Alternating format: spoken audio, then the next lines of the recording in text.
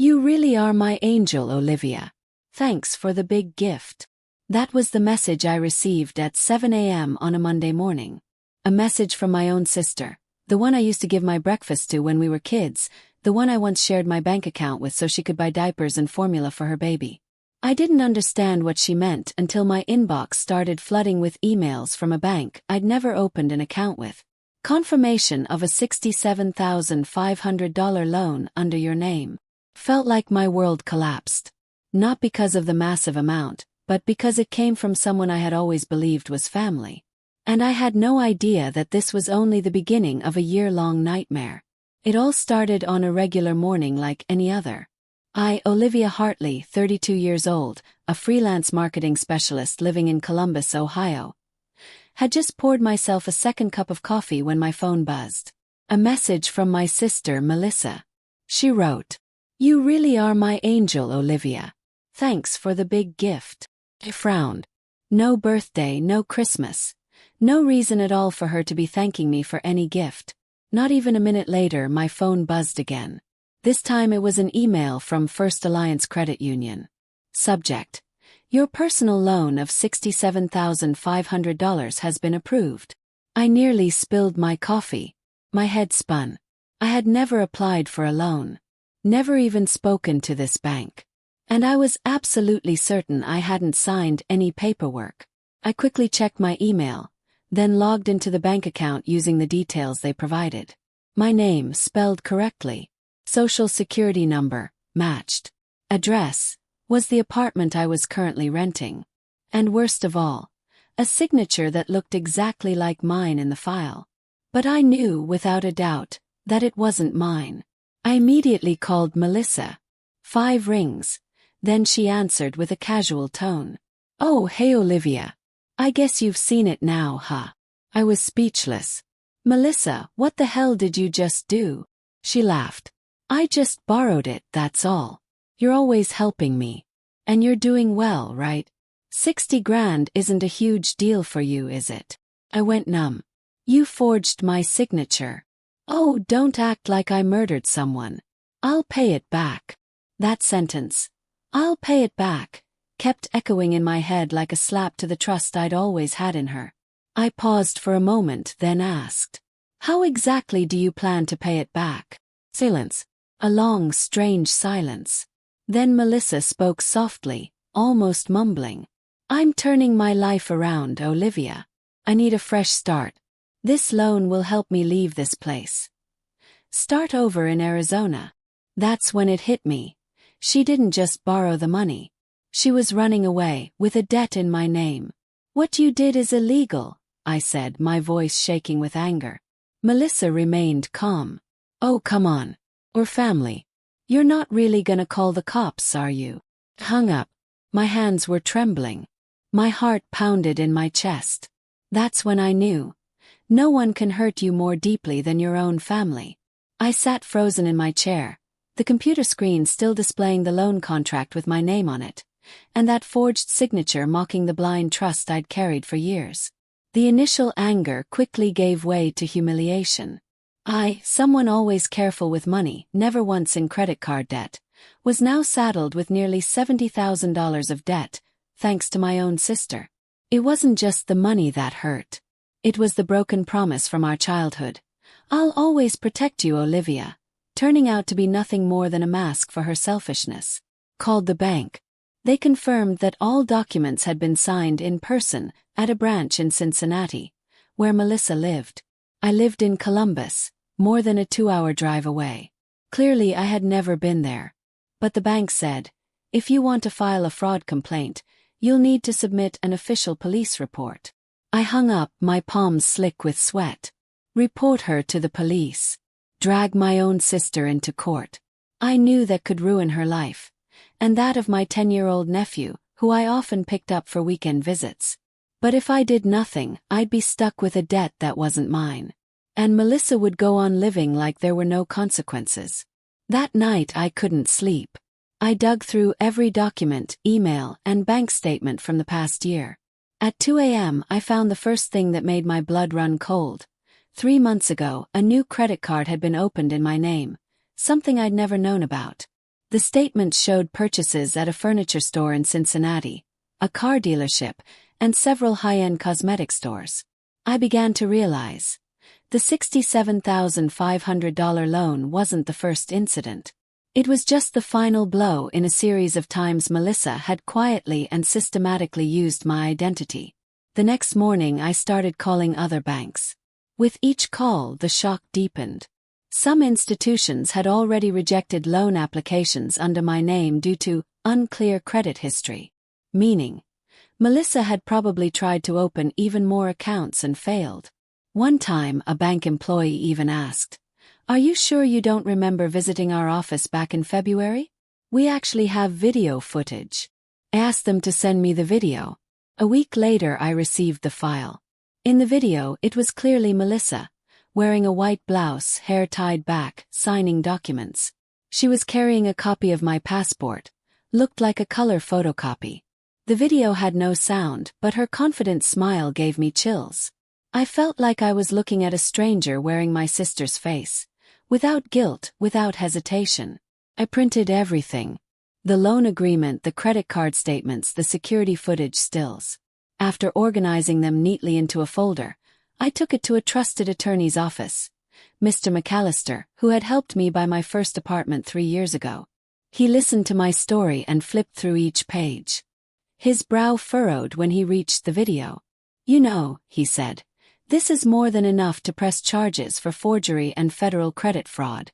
But if the person who did this is your sister, this won't just be a legal battle. It'll be a personal hell." I said nothing, then nodded. "I don't want revenge," I said. "I just don't want to be a victim anymore."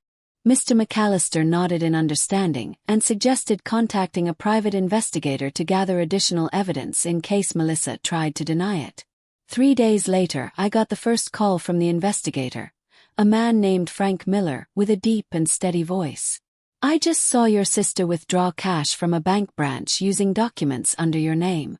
And it looks like she's planning to move. We have information that a one-way ticket to Phoenix, Arizona has been purchased." Froze. She really was planning to run. "Should I step in now?" Frank asked. I paused for a few seconds, then said, "Not yet. Let her think everything's going smoothly. I want her to hear a phone call she'll never forget." Frank Miller called me on Thursday morning. "I'm parked outside her house. Your sister just wheeled a suitcase to the car. Looks like a long trip." I gripped the phone tightly, eyes fixed on the clock in my living room. 8:13 a.m. "Do you have enough evidence?" "Yes." "Enough for a federal prosecutor to sign an arrest warrant?" "I can call her right now if you want." I was silent for a few seconds. Then I took a deep breath. "Call her." Frank didn't say anything else. Just a clean hang-up. I imagined Melissa struggling with her suitcase, head full of bright plans for a new life in Arizona, completely unaware that everything was about to fall apart in a matter of minutes. Less than 5 minutes later, her phone rang. Frank recorded the entire call and sent me the audio later that afternoon. I'll never forget Melissa's voice when she picked up. "Hello. Good morning, Ms. Melissa Carter. This is Frank Miller, investigative representative from the office of Attorney McAllister." Silence. Melissa was probably trying to figure out what was going on.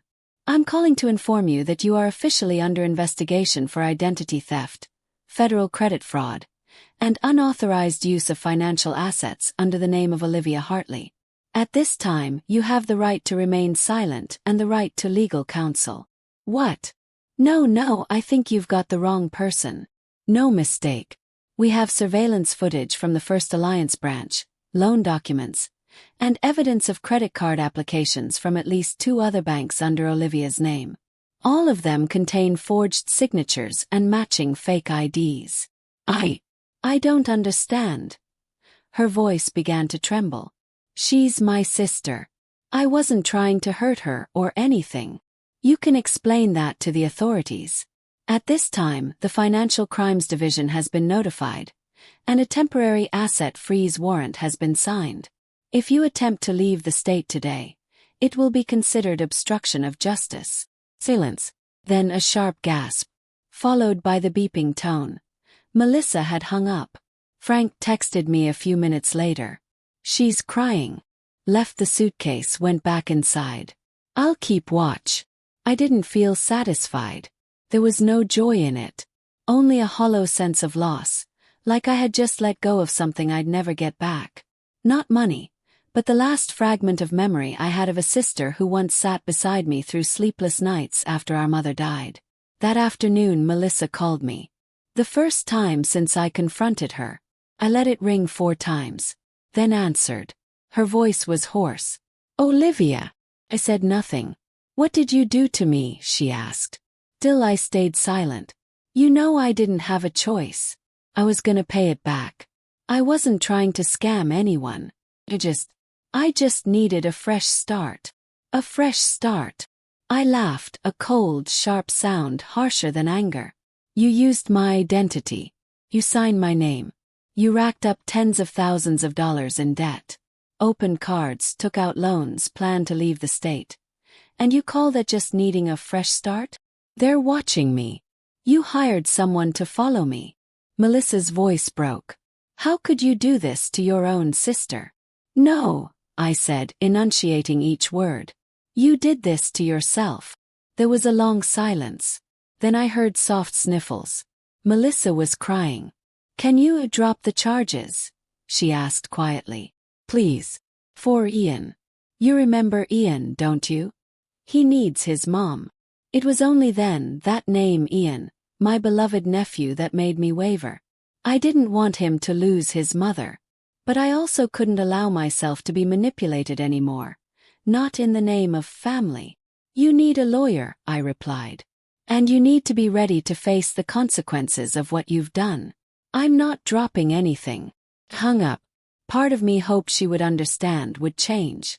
But the other part, the one that had been betrayed and quietly endured it, knew the truth. People don't change until they hit rock bottom. 2 days later I got word.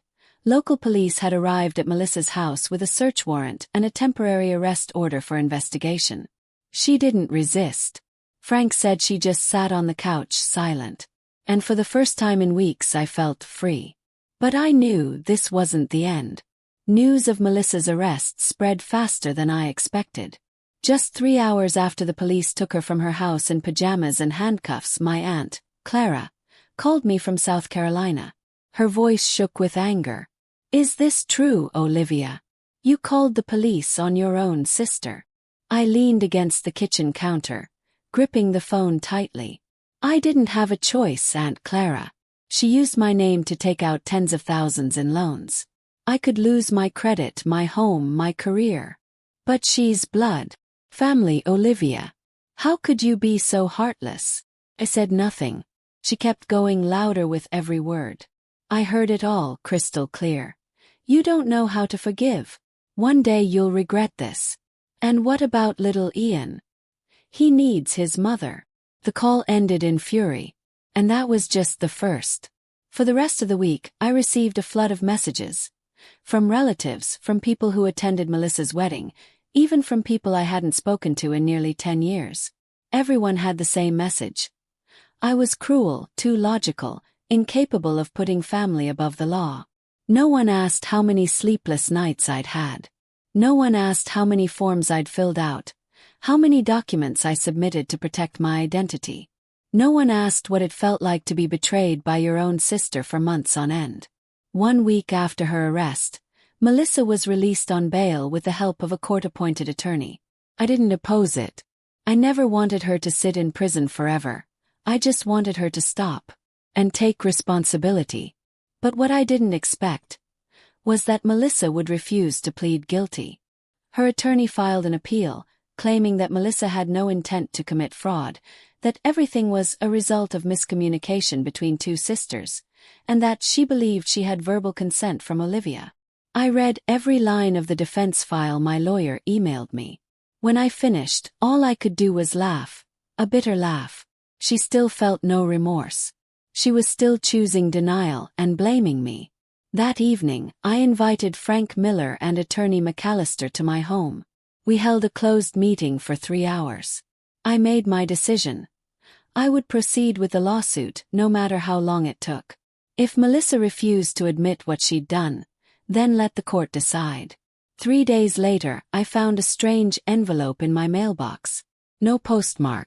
Someone had placed it there by hand. I opened it. A small piece of paper with messy handwriting. Hope you're happy watching your family fall apart. All over some money. Melissa will never forgive you. And maybe neither will we. No signature. But I knew. Came from someone in the family. I folded the note, set it on the table, then looked out the window. It was raining. A cold spring rain tapping against the glass like a reminder. The moment you step out of silence, you have to accept the losses that come with it. I turned into my office and opened my personal journal. I had written every day since this began. Not to write a book, not to tell a story, but to remind myself how far I'd come. In one entry from the previous week I wrote, "If you don't protect yourself today, there may be nothing left to protect tomorrow." I knew things would only get more complicated from here. The preliminary hearing was approaching. My family might show up, might publicly condemn me in court. The local press might cover it. Ian, the most innocent of all, might look at me differently. But I also knew one thing. If I backed down now, Melissa would never stop. Never. And with that thought, I closed my laptop, poured myself a hot cup of tea, and waited for my day in court. The courtroom was small, but so cold I had to clasp my hands together just to stop them from shaking. This was just a preliminary hearing. No jury, no press, just the judge, attorneys from both sides, the defendant and the plaintiff. But that didn't make it any less intense. The presence of our family, and especially the way Melissa looked at me, made the air in the room feel thick. She sat exactly 2 rows away from me. Her hair was neatly tied back, and she wore a light gray blazer. Gone was the disheveled look from the day of her arrest. Gone too was the nervousness. Today Melissa held her head high, her posture straight, composed. I'd seen that look before. When we were kids, every time she broke something and blamed it on me. When I cried, she'd just turn away like my pain had nothing to do with her. Her lawyer, a tall man with salt and pepper hair, spoke with polished ease and precision. After the judge's brief opening remarks, he stood and declared, "My client acknowledges using her sister's identity to apply for a loan. However, we argue that this occurred within a context of implied consent, under the belief that the funds would be repaid, and with no criminal intent whatsoever." I turned to look at Mr. McAllister, my lawyer. He didn't react. Just calmly flipped to the next page of his notes. Every move he made was steady and deliberate. I knew then, he was ready for this. Melissa's attorney continued. "My client, Mrs. Melissa Carter, is a single mother who experienced severe financial hardship after being laid off due to downsizing. Over the years, Ms. Olivia Hartley, Melissa's sister, provided financial support, offered informal help, and on multiple occasions said, 'I'm always here if you need me.'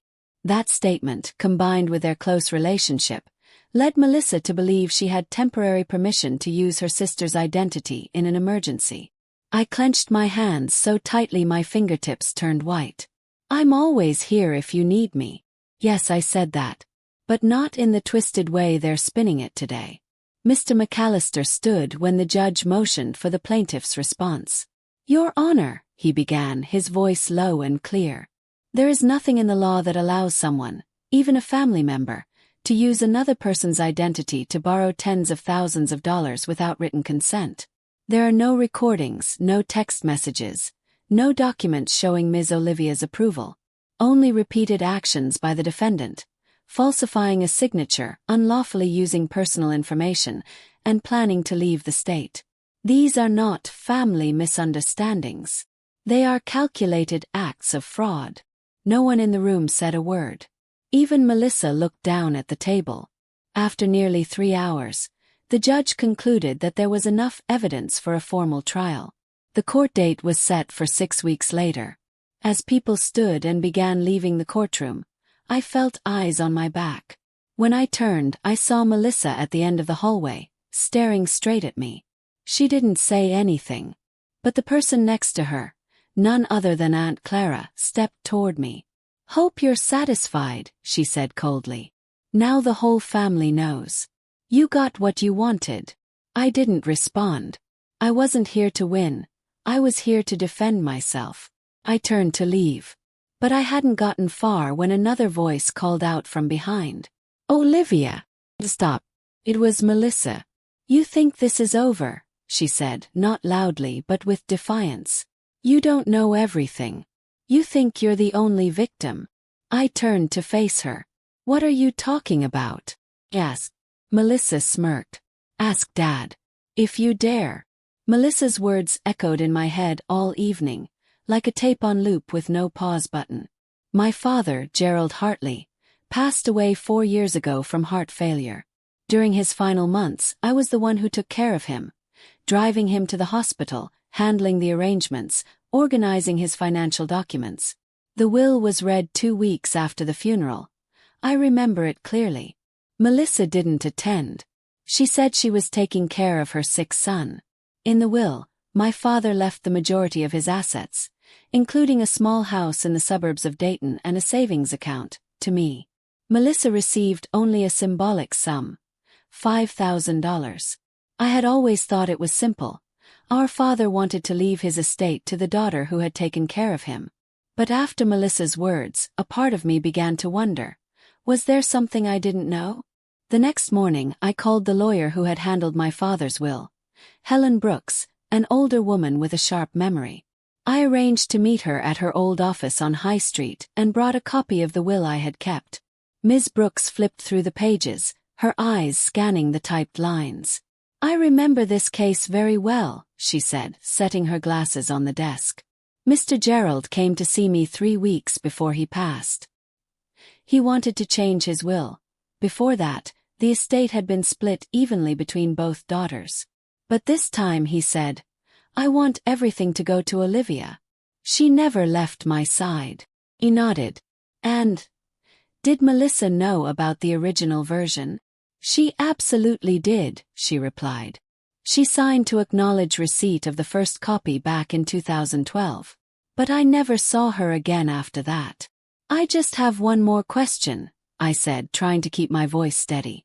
Is it possible that the original will was somehow changed without my knowledge? Ms. Brooks paused.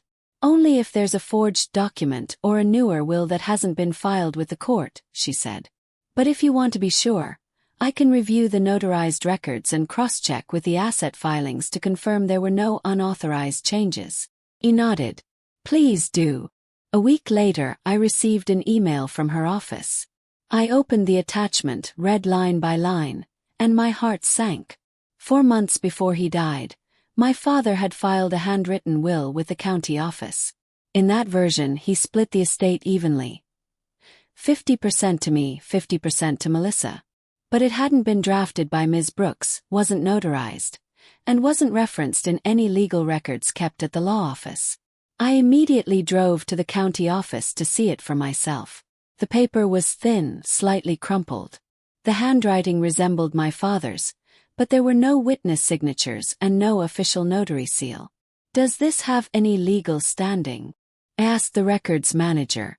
Without notarization and without proof that the person was of sound mind when writing it, it's very unlikely to be upheld in court, they replied.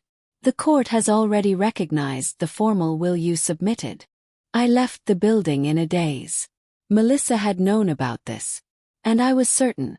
She believed I had hidden it on purpose to steal what was rightfully hers. Could that be the reason she'd held on to so much resentment all these years? The reason she tried to set things right by stealing my identity?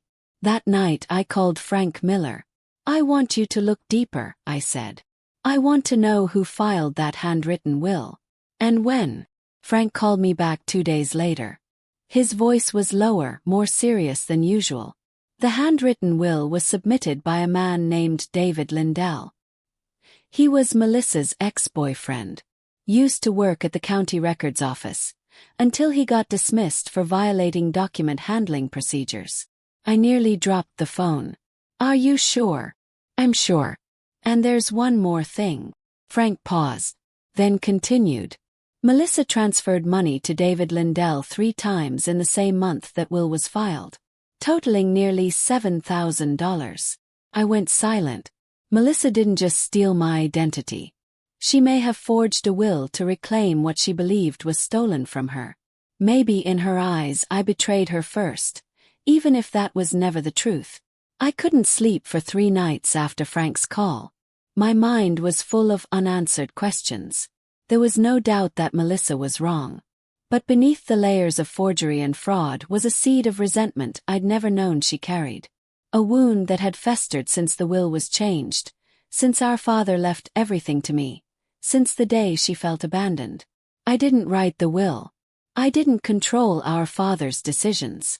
But in Melissa's eyes, I was the one who took everything. And deep down I knew, if she had been the one by his side at the end, the will might have turned out differently. The next morning, I went to Mr. McAllister's office. Laid out on the table were all the documents related to the case. Proof of Melissa's identity theft, the bank loan, the handwritten will, the money transfers to David Lindell, the man who'd helped her submit the invalid will. I have a choice, I said, looking him in the eye. I can pursue this to the end, take the forged will to court, or I can end it all right here. Mr. McAllister didn't look surprised. I take it you're leaning toward the second option. He nodded. I don't want to lose anything else. My family is already broken. I just want it to be over. Ending it is possible, he said, but you need to protect yourself. You can't let her continue to damage your reputation or finances. Together, we drafted a settlement agreement outside of court, requiring Melissa to admit to unauthorized use of my identity, commit to having no access to my financial or personal information in any form, withdraw all claims regarding the handwritten will, avoid any direct or indirect contact with me for 5 years. In return, I would drop the civil lawsuit, forego any financial compensation, and not pursue criminal charges related to the forged will. The agreement was sent to Melissa's lawyer. Just 1 day later he called back. She agrees. The following week I met Melissa one last time, at the lawyer's office with both sides present. She stayed silent as she read through the terms, her hand fidgeting with a pen. I looked at her. The woman who used to be my sister, who used to braid my hair every morning when we were kids, who used to sing me to sleep when I was sick. Now between us were 2 contracts, 4 witnesses, and a distance too wide to cross. After signing, Melissa didn't look at me.